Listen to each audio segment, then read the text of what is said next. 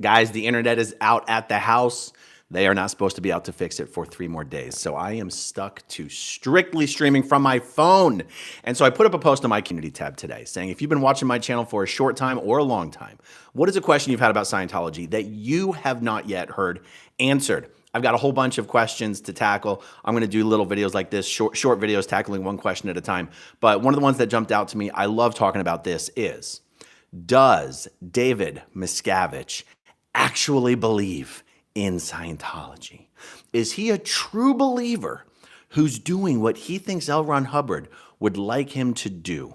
Or does he not believe at all? He knows he's scamming everyone. He knows he's running a con. He wakes up every morning prepared to rededicate himself to scamming all of the Scientologists in the world out of as much money as possible.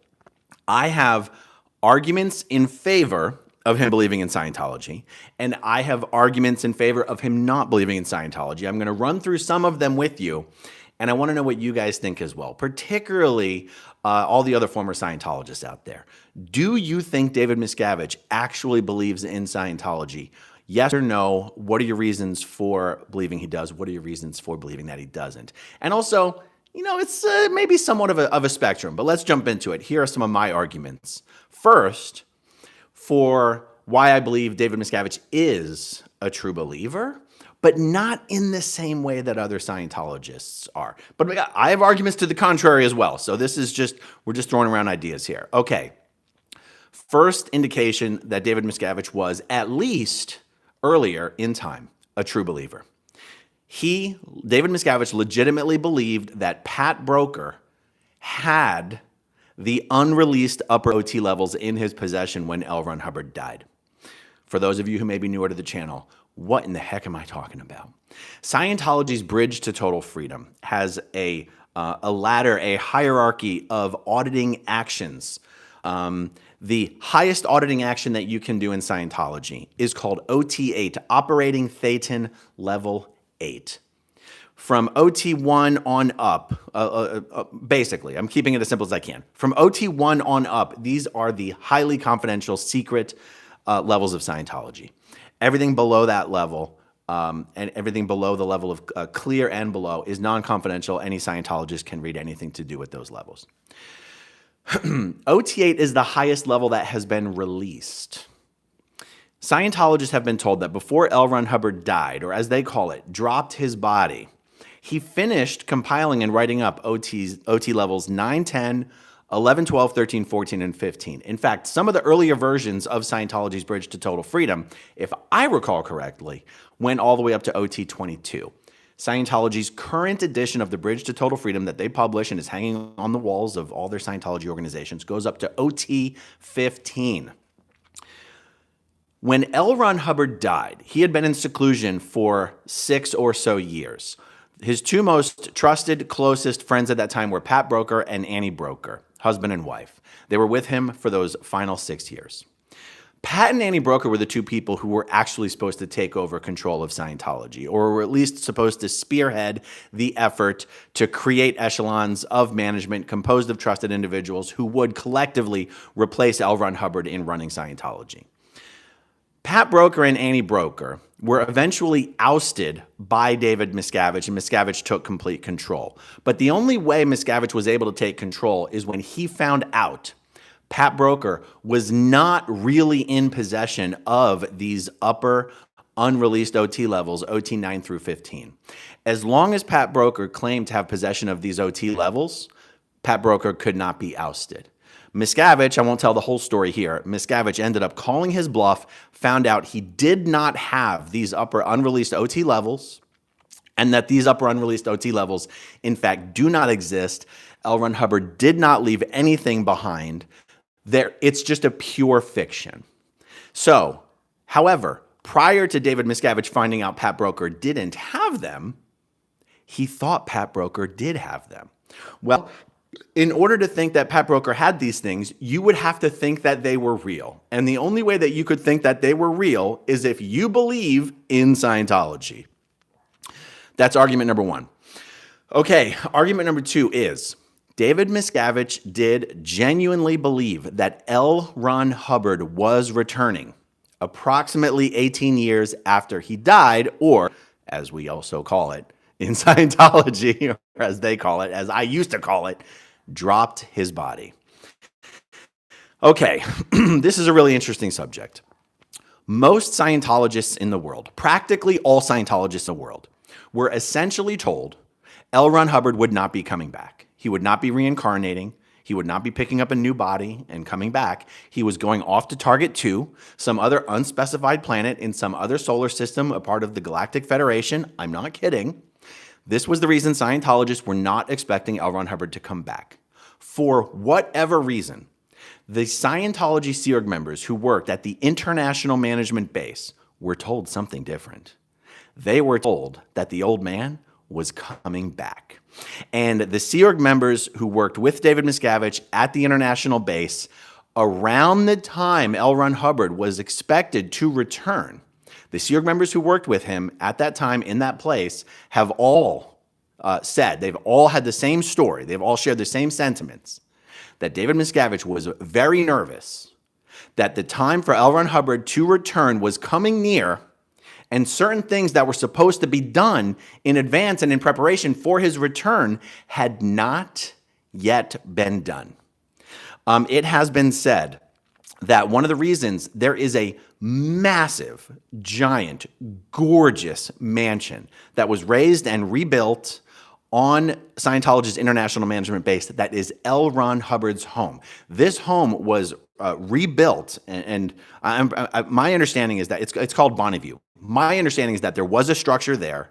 That structure was raised, and a massive new giant, beautiful, hugely expensive structure was built to replace it. It is my understanding, and I've been told by many people, that the reason that property was built at great expense and for no specific purpose was because it was being built for L. Ron Hubbard's return. Okay, if you think L. Ron Hubbard is actually coming back and actually reincarnating, you believe in Scientology. Okay, the third item on my list, argument in favor of him believing in Scientology, or at least its principles or most of its tenets as laid out by L. Ron Hubbard, is it has been reported by people who worked with David Miscavige at the International Base that he had built some sort of a structure, almost like a grounding, not a structure, a device, like a grounding rod. This is something that doesn't exist in Scientology, but if you believe in certain Scientology principles, building something like this might make sense. It was essentially handles, metal handles that you could hold on to with two hands that were basically connected to a rod that was into the earth, just a basic simple structure. And the idea was you could hold on to these handles and it would destimulate your body thetans. Now we're getting into some advanced Scientology terminology here. Most Scientologists in the world who have not done the upper confidential levels, the ones that have been released, OT3 through 8, have never heard of the term body thetan. They've heard of the term thetan because Scientologists believe we're all thetans, we're all spiritual beings, they call those thetans. But a body thetan is a very specific thing. A body thetan is something L. Ron Hubbard introduces on OT3. It is a thetan, we're all thetans, but it's a special type of thetan. It's a thetan that was brought here to Earth by Xenu about 76 million years ago and was dropped into a volcano and blown up with hydrogen bombs to handle an overpopulation problem in the Galactic Federation. And that these spirits are so messed up and so screwed up from what happened to them, you know, the whole hydrogen bomb volcano thing, that they don't even know who they are or where they are or what they're doing. And these body thetans, these sick souls, these sick alien souls, are attached to our bodies by the tens of thousands or even hundreds of thousands. And L. Ron Hubbard, if you have not done Scientology's level of OT3 and you're a Scientologist, you've never even heard the word body thetan. That is how carefully these secrets are kept. Okay, so these body thetans, it turns out, as L. Ron Hubbard says, are the actual cause and source of everything that's wrong with us. Illnesses, disease, depression, and any mental illnesses, any physical diseases, illnesses, sicknesses, pains, self-doubts, all of these come from your body thetans because they are basically, well, they're like spiritual parasites, but instead of sucking from you, they actually inject into you everything that's wrong with them. And on the OT levels, you get rid of these body thetans by telepathically communicating with them, running them through some Scientology procedures, and trying to get rid of them. That is That is what Scientologists are doing on the upper, not the upper OT levels, but the regular OT levels. Okay. David Miscavige had constructed some device that you just hold on to them and it was supposed to destimulate your body thetans. If you're feeling too restimulated, you just hold on to these things and it gets rid of the excess charge, the excess thetans. Now look, this, what I'm describing to you, sounds crazy even to a Scientologist. But if you're going to build something like that, if you're going to have it constructed, have it installed, and you think it's going to work, chances are you believe in Scientology. Now, I'm going to now make arguments for him not believing in Scientology, and then I'm going to summarize why I think, personally, David Miscavige does believe in Scientology, but in a different way than a normal Scientologist. Okay, some arguments that someone could say, oh my God, this guy doesn't even believe in Scientology. Argument number one. In 1996, David Miscavige decided that no one in Scientology had ever properly understood how to audit before, had never properly understood how to use the Scientology e-meter before, even people who'd been personally trained by L. Ron Hubbard. He created a completely new system of training and canceled the auditor certificates of anyone who had ever been trained as a Scientology auditor. He canceled their certificates unless they were actively redoing all of their Scientology auditor training from the bottom up, as if they had just walked into a Scientology organization for the first time. That sounds like someone who doesn't actually believe in Scientology. No one who believes in Scientology or believes that that being a Scientologist means you should do what L. Ron Hubbard would do something like that. Imagine telling someone, and you have to put yourself in the shoes of a Scientologist. Imagine, as a Scientologist, telling someone who had been personally trained as an auditor by L. Ron Hubbard himself, and then had gone on to personally audit under L. Ron Hubbard's supervision for a decade or two or three. Imagine telling that person that they had never properly understood how to audit or use an e-meter before. It doesn't make any sense, and it sounds like something only someone who didn't really believe in Scientology would do. Argument number two. David Miscavige did that exact same thing in 2014. So 18 years later. So in 2006, he canceled everyone's auditor certificates and said, you can keep your certificate as long as you're redoing your training from the bottom up. And then in 2014, he did it again. He said, hey guys, I know I released, I know I made everyone train from the bottom up 18 years ago, but guess what? You got to do it again. If you're a Scientologist, chances are, if you think about it long enough, you'd realize no one who truly believes in Scientology would do such a thing. Now, Scientologists are easily convinced by David Miscavige of the most fantastical things. Everything he does is somehow what L. Ron Hubbard really wanted. Somehow there'd always been some miscommunication or misunderstanding prior. But now he's seen the light. Someone found a new dispatch that was locked away in a cupboard in the attic of a secretary who once worked for L. Ron Hubbard. Whatever crazy explanations. David Miscavige manages to convince Scientologists that everything he's doing is exactly what L. Ron Hubbard would want. But honestly, L. Ron Hubbard never canceled everyone's auditor certificates in the entire world, much less twice. Okay. Okay, item number three. David Miscavige created a real estate fundraising scam called the Ideal Org Strategy. He did it in the name of an L. Ron Hubbard policy called the Ideal Organization. And yet everything David Miscavige has implemented under the banner of the Ideal Organization strategy is 100% contrary to everything L. Ron Hubbard actually wrote in the policy letter called the Ideal Organization. Now, guys, I realize we're talking about something right now that nobody but a Scientologist would care about. And I don't care about it because I'm no longer a Scientologist. But if we're having the conversation, does David Miscavige believe in Scientology? This is the kind of stuff that we have to discuss. L. Ron Hubbard very specifically said that a Scientology org does not have to be lavish and expensive and fancy. And in fact, there's no reason to have such a thing, and that it's actually a waste of money. It just needs to be clean and tidy and do the best you can with what you have. And also, L. Ron Hubbard was able to, for various reasons, and I'm sure there was some time, it just happened to be the right time in certain ways. Scientology managed to expand during the era that L. Ron Hubbard was actually running things. Somehow he managed to expand Scientology with small, ugly buildings. David Miscavige now says the reason Scientology isn't expanding as fast as we want it to is because our buildings aren't big enough and they're not beautiful enough. And anyway, it just happens to be exactly the opposite of what L. Ron Hubbard said Scientology should prioritize. So if you are sort of a stickler for the L. Ron Hubbard rules, what David Miscavige is doing under the banner of the ideal org strategy would tend to indicate he doesn't actually believe in Scientology because he doesn't actually believe in what L. Ron Hubbard said. Okay, next argument. David Miscavige de-attested every Scientologist who had ever attested to last life clear. Again, I realize we're talking about things that most people have no idea what the hell I just said. And it's not my goal to actually explain it well enough so that okay, I'll try. Scientology has a state called clear.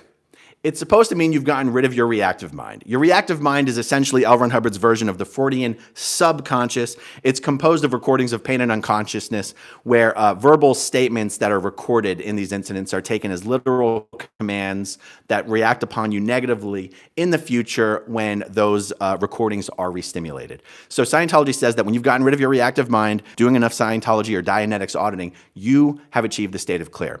Well, L. Ron Hubbard's been saying that people have been going clear since about 1950. So in Scientology, there are a lot of people who have attested to having achieved this state of clear, but in a prior life, in their past life. Scientology had tons of people who had attested to the state of past life clear. That's because L. Ron Hubbard said this was a real thing. And under L. Ron Hubbard's guidance, tons of people were officially attested to the state of past life clear. David Miscavige came along and said, not on my watch. David Miscavige took everyone who had ever attested to being a past life clear, and he said, nope, we're taking that away. You're not clear. You've got to do it again. You've got to do Dianetics auditing. And so this is an example that somebody could point to and go, wait, if he's saying no one has ever achieved the state of past life clear, then he's saying it's not possible. But according to L. Ron Hubbard, it is possible. So it seems like he doesn't actually believe in Scientology, or he doesn't believe in everything L. Ron Hubbard said, which is honestly what it means to believe in Scientology. Okay, next item. David Miscavige has closed down Scientology organizations. He has combined Scientology organizations. He has taken, in many cases, the day shift and the night shift, which in Scientology and under L. Ron Hubbard, in many cases are considered two separate organizations. The day shift is called the Day Org. The nights and weekends shift is called the Foundation Org. These are separate organizations in Scientology. They're not just two shifts of the same organization. L. Ron Hubbard said that it is one of the highest of high crimes to combine a day org and a foundation org into one org. He also said it's a crime to combine two physically separate Scientology organizations into one org. David Miscavige has combined numerous day and foundation orgs. He has also combined many celebrity centers with their closest regular organization. Now, he's justified this in all sorts of ways, but it doesn't matter because you know who never did that and who never came up with a justification for it? L. Ron Hubbard. Now, I have to emphasize, I don't give a shit about anyone following L. Ron Hubbard's rules. L. Ron Hubbard's rules are worthless. L. Ron Hubbard was a con man. He was a liar. I don't care about this. But if we're talking about, does David Miscavige believe? This is something you could point to that if David Miscavige believed in Scientology, if he believed that what L. Ron Hubbard said should be done is what should be done, then he would never close orgs or combine orgs, regardless of whatever justification he comes up to explain why it's really not a bad thing to do. Okay, next thing. Oh, David Miscavige has de-emphasized selling Scientology courses, Scientology training, and Scientology auditing as the thing to do to handle all of Scientology's problems. This was one of the biggest things L. Ron Hubbard had a problem with when he was alive, is people in Scientology resorting to unusual solutions and unusual non-standard fundraising methods to come up with money to fix this problem or that problem. Now, and there was even a policy letter he wrote about it called Solve It with Scientology. And this happened when people were found to be fundraising money for Mary Sue Hubbard's Legal Defense Fund. L. Ron Hubbard basically said, hey, we don't raise money. We sell Scientology courses in auditing. Any problem Scientology ever gets into is to be fixed by selling more Scientology courses and auditing. Don't do the direct fundraising. It was honestly one of the biggest crimes you could commit under L. Ron Hubbard's rule was to do direct fundraising. He wanted you to sell books, sell Scientology courses, sell Scientology auditing. David Miscavige has gone the complete other direction. Scientology makes so much more money now through direct donations to the IAS, which didn't even exist under L. Ron Hubbard, and direct donations to these ideal org building programs, which never existed under L. Ron Hubbard, that David Miscavige no longer even cares, in my personal opinion, whether orgs make money by selling auditing and training. In fact, I believe David Miscavige would rather make $1 through a straight donation than he would rather make $1 through orgs selling services. Completely contrary to what L. Ron Hubbard said should be done. Okay, next thing. David Miscavige's actions have resulted in the contraction of Scientology.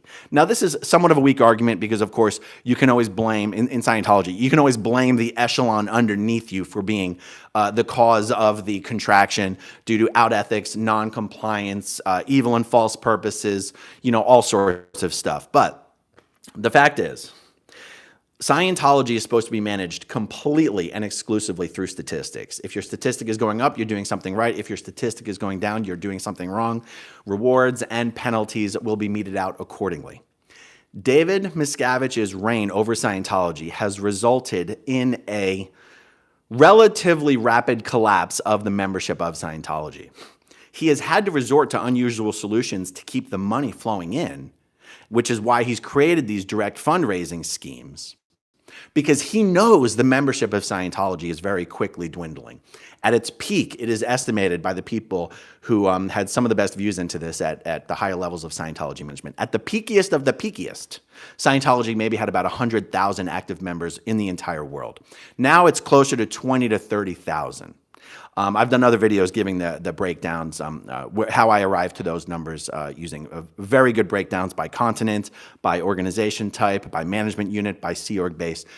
20 to 30, 35 at the most. 20,000 to 35,000 at the absolute most is the best estimates for the number of Scientologists in the world.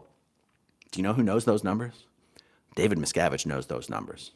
His results, his management, his reign over Scientology has resulted in the collapse of Scientology around the world, if you define it in terms of members, which is how I define it. I don't care how much money you have in the bank, I care how many members you have. So it is hard to conceive how a guy who's been running Scientology for, did he take over maybe 88, 12, 24, 36 years? How could he believe in Scientology if his reign over the cult has resulted in a complete collapse? If anything, he would have to start to no longer believe that L. Ron Hubbard's management policies were correct. You could say that maybe Scientology membership is collapsing because it's being run by someone who doesn't believe, or you could say that eventually he would stop believing if L. Ron Hubbard's methods ceased to result in the expansion of Scientology. No matter how you solve that chicken and the egg problem, it does seem to me that the collapse of Scientology under David Miscavige is somehow equal to him not actually believing in Scientology. Okay, a couple items that I have here that kind of go together. David Miscavige just treats everyone around him so horribly. He does not seem to think that people are basically good. This is one of the things Scientologists genuinely believe, at least they tell themselves they genuinely believe it, even if they tend not to always behave this way. L. Ron Hubbard said that spiritual beings, thetans, are, no matter what, basically good. That applies to even the worst political people that I'm sure are immediately coming to mind from, this planet in the Galactic Federation. The ones that begin with H. That no matter how horrible a person is being, that they, as a spiritual being, are fundamentally good. And if you use the right Scientology tools to erase all of the horrible things that exist in that person's reactive mind, that you would actually, once you unburdened them from all of the contents of their reactive minds and also the reactive minds of their body thetans, that you would have a basically good, decent being. David Miscavige does not seem to truly believe that. He does seem to think that people are basically evil, are trying to destroy him, are trying to destroy Scientology. Even people who work with him who have been born and raised in Scientology and have dedicated their entire lives to the organization, David Miscavige behaves in a way where he does truly seem to think that these people are evil, are motivated by an intent to harm and destroy. Not entirely consistent with someone who truly believes in Scientology. Okay, I want to end this with a thought, a little explanation of what I mean when I say I think David Miscavige believes, but in a different way. David Miscavige is someone who has seen behind the curtain. He has seen, he knows the condition that L. Ron Hubbard was really in the last 6 years of his life. He knows that L. Ron Hubbard was experiencing a decline in his mental health. He knows L. Ron Hubbard was experiencing a very serious decline in his physical health, and that he had heart attacks and he had strokes and he had all sorts of medical drugs in his system when he died. David Miscavige knows the real story. So even if he thinks that L. Ron Hubbard was telling the truth, even if he believed in some of the Scientology aspects of L. Ron Hubbard, meaning if he believed that we're all spirits, thetans, if he believed in the state of full operating thetan, if he believed that Scientology auditing was the only way to get there, if he believed in body thetans, if he believed that getting rid of body thetans was really therapeutic, if he believed in the myth of the upper unreleased OT levels, he still knows that certain aspects of L. Ron Hubbard's life are things that everyone is being lied to about. So it's possible that he believes in certain aspects of Scientology, but he also knows that certain things people are being told are total bullshit. And also David Miscavige now knows that there are no upper unreleased OT levels. If any Scientologist was actually told by someone who they believed, in a way that they believed, that there were no more OT levels, despite everything L. Ron Hubbard and David Miscavige have said to the contrary, they would very shortly thereafter cease to be a Scientologist.